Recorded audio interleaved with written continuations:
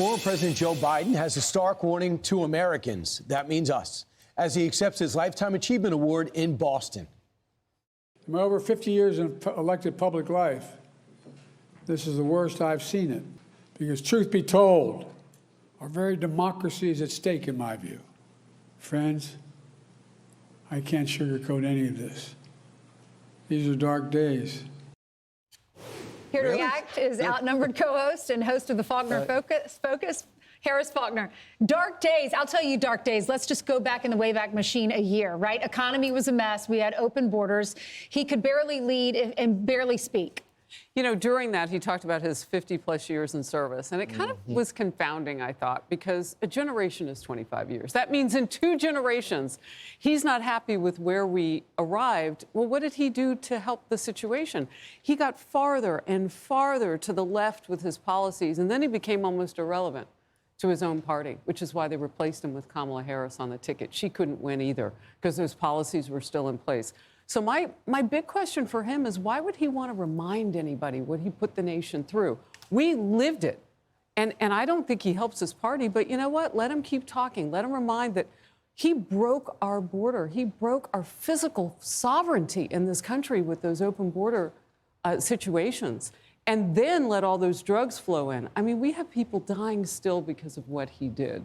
But he wants to brag about his 50-plus years as a congressman, a senator, a president, but yet we arrived in such a hurt place under him. So now the DOJ, the House Oversight Committee is asking the DOJ to open up an investigation. Yeah. This is what they said. The committee deemed void President Biden's executive actions that were signed using the auto pen. And the committee determined that the actions by the Department of Justice is warranted to address the legal consequences of that determination. They're all in. They're all in, and Democrats would really rather they just move on. They don't really have a message right now, so they don't want this to become the message that the last guy who was a Democrat, who was leading the country, although rather opaquely behind the cover of people who we may never know who were radical in their policies.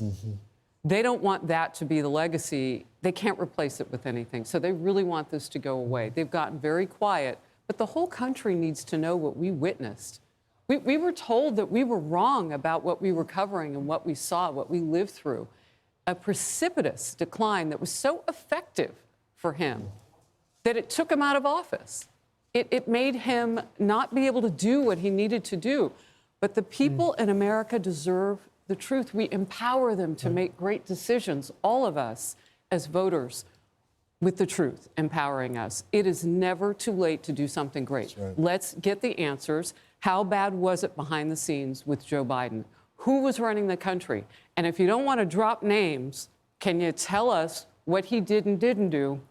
Because when they dig into the auto pen, if he broke one iota of a rule, those things he touched don't stick. And we need to know what they are. Are they some of the pardons? What is it? So I'm excited for this moment because it brings us to what we all need, and that's the truth. Well, KJP says he was fine. He was 100%. Right. So she's the one holding She's got a book to sell. And if you don't want to be brought back, Kamala Harris should stop her book tour, KJP should stop her book tour, and Joe Biden should stop speaking.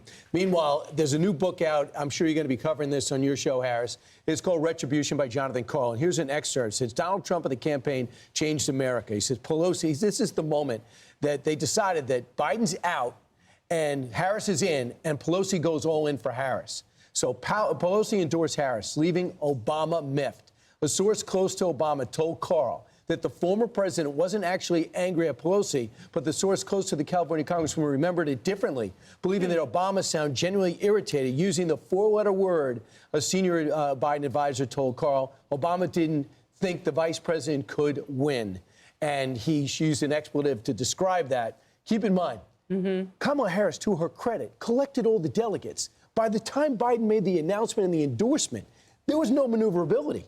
Obama was the one late, and if you're on the Democratic side, you should credit Pelosi for even doing anything, because no one else, everyone sat there catatonic. So now that we all know this, it does beg the question, he was feckless in helping her.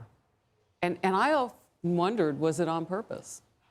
I mean, he had an opportunity to help deliver the black vote for her. That's why they called him in to help Kamala Harris.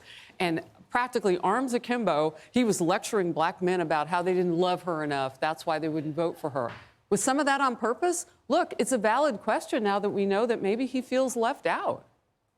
Right. I just know one thing. His biggest nightmare is Donald Trump as president. And even behind the scenes, I think that's why he's still in Washington, to try to upend Donald Trump. So it's interesting. Biden's decline forced his irrelevancy. For Obama, it's everything he was doing. So you're right. That's a lot more frustrating. Right. It's not like he's fading away. No. He's still running in place and trying to get stuff done. Look, at the end of the day, just tell us more. Tell us everything we need to know about this situation. Democrats are in trouble right now. Republicans have a unique opportunity, and they are delivering on some things. But right now, that shutdown is showing everybody who the people in the room are. So true. Yeah.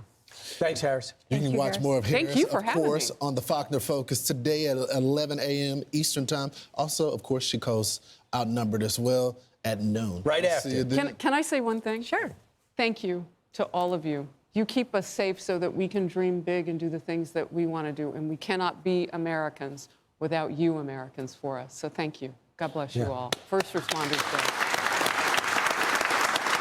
I'm Steve Ducey. I'm Brian Kilmeade. And I'm Ainsley Earhart. And click here to subscribe to the Fox News YouTube page to catch our hottest interviews and most compelling analysis.